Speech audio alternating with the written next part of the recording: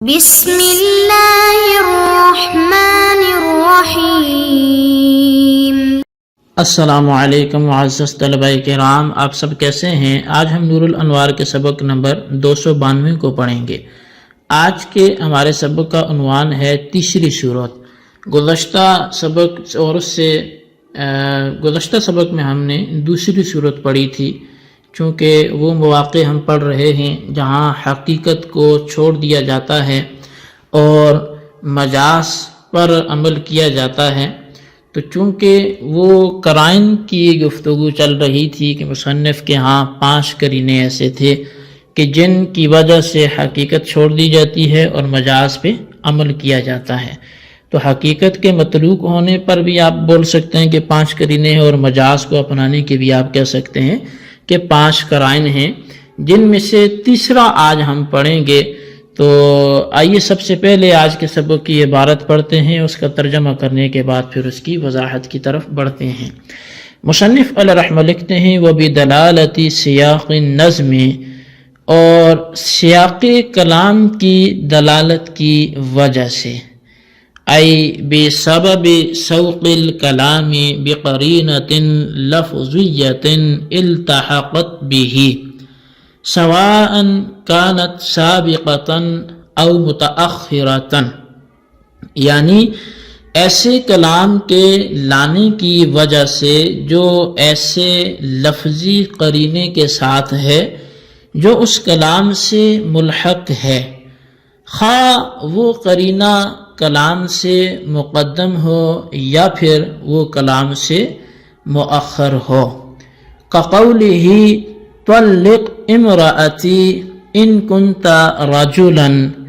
حتى لا يكون توکیلا، جیسے کہ کسی شخص کا کسی دوسرے بندے سے کہنا کہ طلق امرأتی ان كنت رجلا، کہ میری عورت کو طلاق دے اگر تو مرد ہے، تو فرمایا حتیٰ کہ یہ کلام توکیل نہ ہوگا، یعنی یہ اس کو وکیل بنانا نہیں کہلائے گا۔ فإن حقیقت هذا الکلام هو التوکیل بالطلاق، پس بے شک اس کلام کی حقیقت تو طلاق پر وکیل بنانا ہے،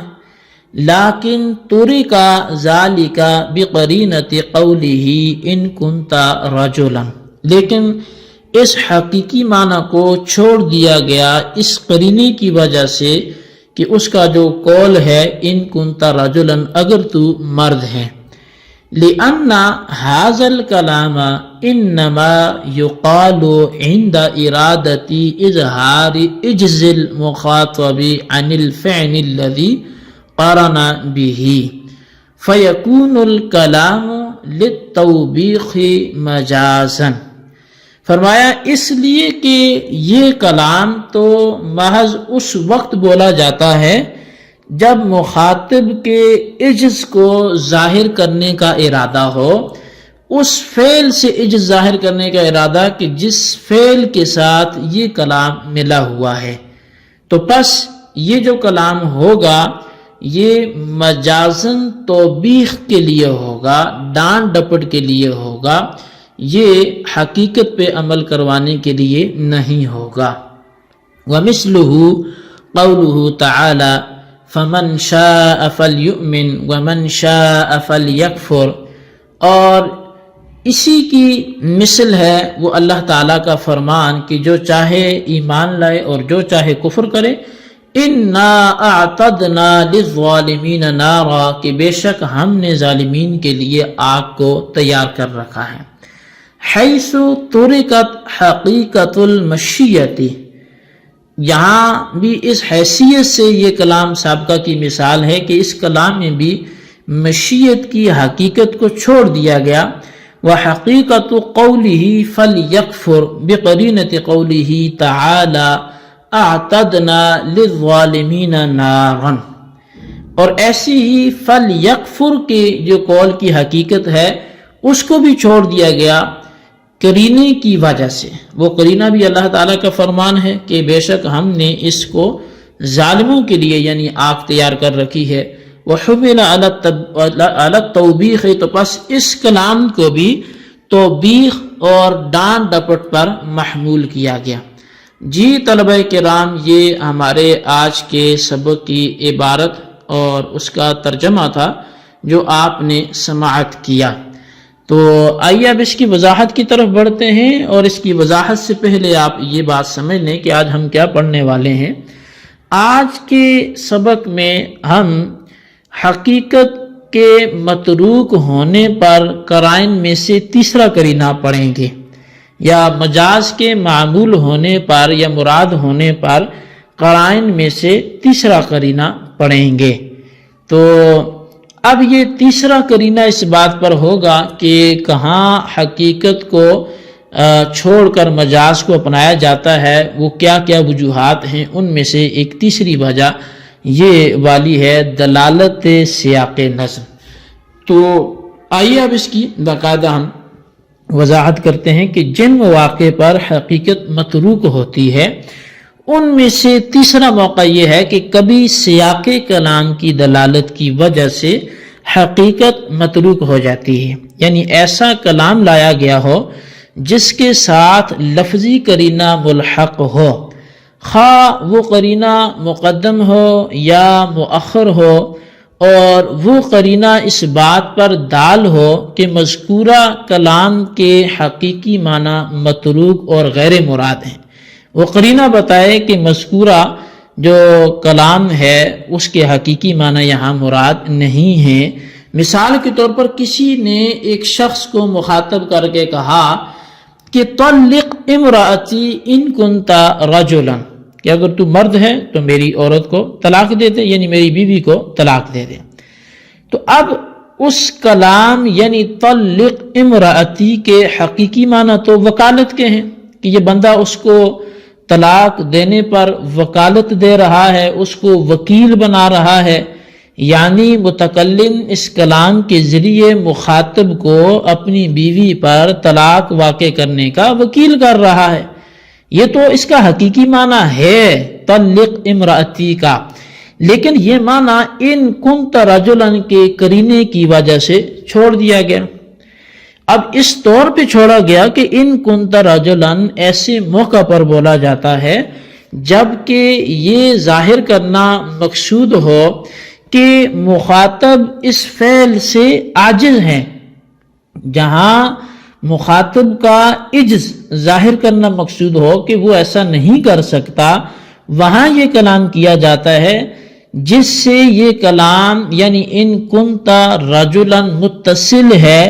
پس یہ کلام مجازن زجر و توبیخ پر محمول ہوگا۔ اب چونکہ ان کنتا رجلن یہ ایک چیلنج کے طور پہ کہا گیا،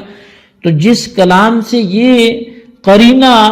مقترن تھا، متصل تھا، تو وہ کلام بھی زجر و توبیخ پر محمول ہوگا کہ اگر تو مرد ہے اور اپنے اندر کچھ دم خم رکھتا ہے یا تو اپنے آپ کو کچھ سمجھتا ہے تو چل پھر میری بیوی کو طلاق دے کر دکھا۔ تو یعنی تو میری بیوی کو طلاق دینے پہ قادر نہیں ہے، مقصد اس کو عاجز ظاہر کرنا ہے، اس لیے کہ انسان کا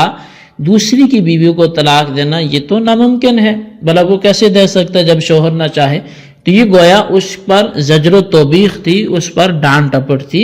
یہ طلاق کا اس کو وکیل نہیں بنایا جا رہا تھا۔ تو بہرحال سیاقی کلام یعنی ان کنتا رجلن کی وجہ سے طلق امراتی کی حقیقت متروک ہے، اور یہ کلام مجازن زجر و توبیخ پر محمول ہے۔ اسی طرح اللہ تبارک و تعالیٰ کا فرمان ہے فَمَنْ شَاءَ فَلْيُؤْمِنْ وَمَنْ شَاءَ فَلْيَكْفُرْ، کہ جو چاہے تو وہ ایمان لائے